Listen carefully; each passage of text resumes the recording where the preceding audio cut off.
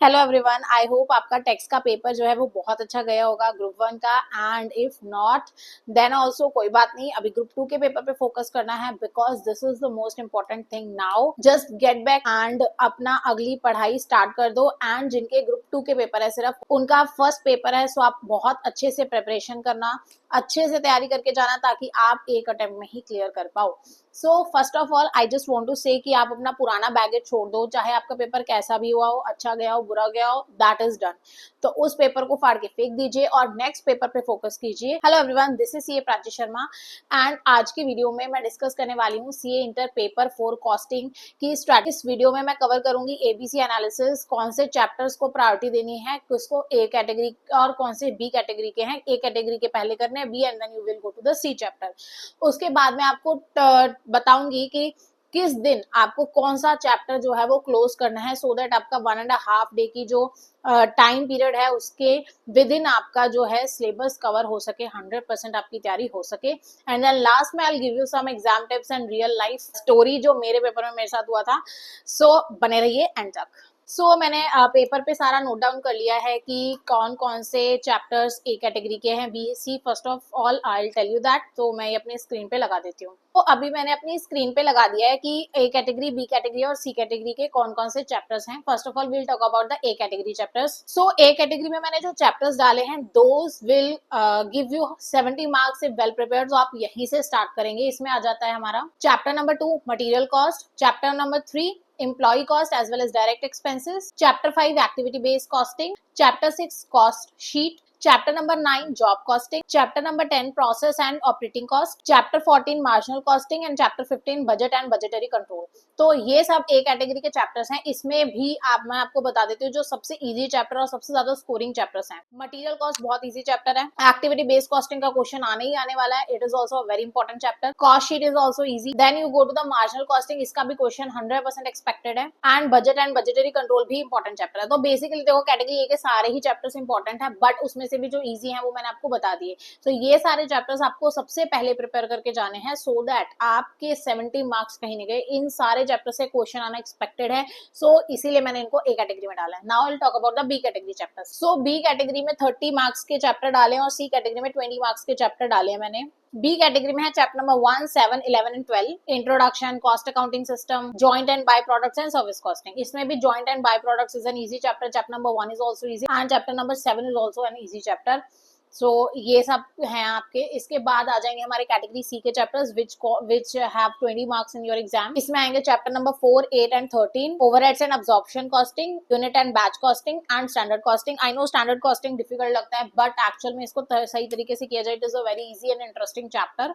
सो ये हमारे category C के चैप्टर्स हैं। तो मैंने आप लोगों को बता दिया कैटेगरी ए, बी और सी में कौन कौन से चैप्टर्स हैं। Now I will tell you किस दिन आपको कौन सा चैप्टर करना है, सो दैट आपका प्रिपरेशन जो है वो अच्छे से हो सके और 100% सिलेबस आप कंप्लीट कर सकें। तो अभी आपको जस्ट स्टार्ट कर देना है प्रेपरेशन। 8 से 12 बजे तक आपके पास 4 घंटे, और 4 घंटे में आपको कंप्लीट करने हैं 4 चैप्टर्स कैटेगरी ए वाले, जो है चैप्टर नंबर 2, 3, 5 एंड 6। सबसे पहले आपको करना है material cost, then you will move to the employ cost and direct expenses, then you will do activity based costing and cost sheet. ये सारे इंटरेस्टिंग चैप्टर्स हैं और स्टार्टिंग के चैप्टर्स हैं, तो आपको ये ज्यादा प्रैक्टिस भी आप लोगों ने की होगी, इसीलिए मैंने आज ये 4 चैप्टर लिखे हैं। Just try to complete all these 4 chapters. But अगर नहीं भी हुआ, कुछ पोर्शन रह गया, I have given that time also कि आप उसको कल कवर कर पाए, बट ट्राई आप 100% आज इसको कवर करके सोएं, आपका एक बहुत अच्छा कवरेज हो जाएगा। इसके बाद आपको कल क्या क्या कवर करना है वो मैं आपको बताती हूँ। कल सुबह 7 o'clock से 11 o'clock तक 4 घंटे में आपको फिर कवर करने हैं 4 चैप्टर, जो है chapter number 9, 10, 14 and 15। Then you take 1 hour break, then 12 to 2 o'clock you have to cover an easy chapter which is chapter number 1 introduction। इसके साथ में अगर आपका जो मैंने पहले के 8 चैप्टर्स बताए हैं उसमें से कुछ बच गया, then you have to cover that portion here। इस टाइम पे आप उसको सारा कवर कर लेंगे। उसके बाद भी बच गया, then also wait there is time। 3 o'clock से 8 o'clock तक आपके पास 5 hours होंगे। उसमें आपको क्या क्या कवर करना है, उसमें आपको कवर करना है 4 चैप्टर्स, पहले 7, 11, 12 एंड देन 4। और उसके बाद अगर कैटेगरी ए और बी में से कुछ आपका बच गया है वो आपको चीजें यहाँ पे कवर करके चलना है। Next comes the last slot of that day, 9 PM to 12 PM। इसमें आपको कवर करके चलने हैं 2 chapter, unit 8 and 13 and then उसके बाद अगर आपका कुछ कैटेगरी ए और बी का बचा आप सबसे पहले उसको कवर करके यहाँ पे चलेंगे। इधर तक आपने कर लिया तो आपका मोस्टली सारा सिलेबस जो है वो कवर हो चुका होगा, बट अगर कुछ बच भी गया देन ऑल्सो इट्स फाइन, आप नेक्स्ट मॉर्निंग में उसको पहले कवर करेंगे, लेकिन कैटेगरी ए और बी को ज्यादा प्रायोरिटी देनी है। अब आ जाएगी मॉर्निंग टाइम। आपको मॉर्निंग 7 से लेके 11 o'clock तक 4 आवर का स्लॉट दिया है मैंने। इसमें आपको सबसे पहले बैलेंस पोर्शन कवर करना है। अगर आपका कुछ बच गया है कैटेगरी ए और बी का, and then when it is done then you have to revise the difficult topics, formulas या जो इंपॉर्टेंट चीजें हैं for category A and B chapters. इस टाइम पे आप उसको 100% कवर करके चलेंगे। So this was the strategy for 1.5 day to prepare for the cost examination. I hope आपको ये यूजफुल रहेगी। Now I tell you what has happened in my paper. सो मेरे सारे पेपर बहुत अच्छे जा रहे थे। जब कॉस्ट का पेपर आया वाज कॉन्फिडेंट बिकॉज मुझे अच्छा लगता है ये सब्जेक्ट, बट मेरे टाइम में ये पेपर इतना लेंथी आ गया और एक भी क्वेश्चन रिपीटेड नहीं था।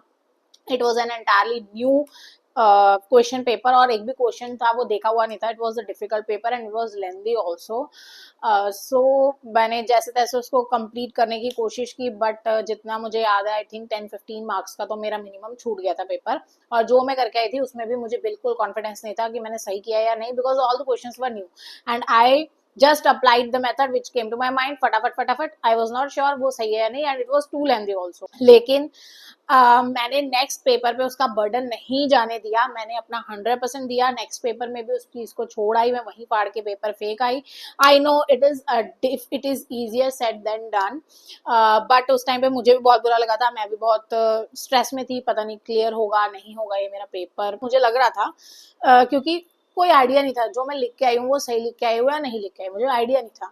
बट और मेरा 10-15 मार्क्स का छूट भी गया था। उससे पहले मैंने 100% सारे पेपर कवर किए हैं, कभी भी मेरा कोई पेपर नहीं छूटा था, ना फाउंडेशन में ना इंटर के पहले 3 पेपरों में। लेंथी होते थे papers but I just try to cover it up 100%, but उस पेपर में मेरा छूट गया था पहली बार। सो मुझे बहुत बुरा लग रहा था, लेकिन मैंने उसका इफेक्ट नेक्स्ट पेपर में नहीं जाने दिया and in the and I cleared both the groups with AR14। सो हमें नहीं पता कि हम पेपर में लिख के आ रहे हैं वो सही है या नहीं है, और वो काम हमारा है भी नहीं। लेट द एग्जामिनर डिसाइड ना आपने सही लिखा है या नहीं लिखा है, आप क्यों अपना रिजल्ट डिसाइड कर रहे हो। सो मैं आपको यही बोलना चाहती हूँ, आप भी पुराने पेपर का बैगेज नेक्स्ट पेपर पे मत जाने दो। Just try to give your 100%, have faith in your preparation and आप डेफिनेटली क्लियर कर लोगे। एंड कुछ इंपॉर्टेंट एग्जाम टिप्स है, हर क्वेश्चन नए पेपर से नए पेज से स्टार्ट करना है। Carry 2 calculators, try to keep it neat and clean. Final answers should be in the box. बहुत ज्यादा प्रेजेंटेशन पे ध्यान देने से अच्छा है just try to cover 100% of your paper. Try to give your 100%.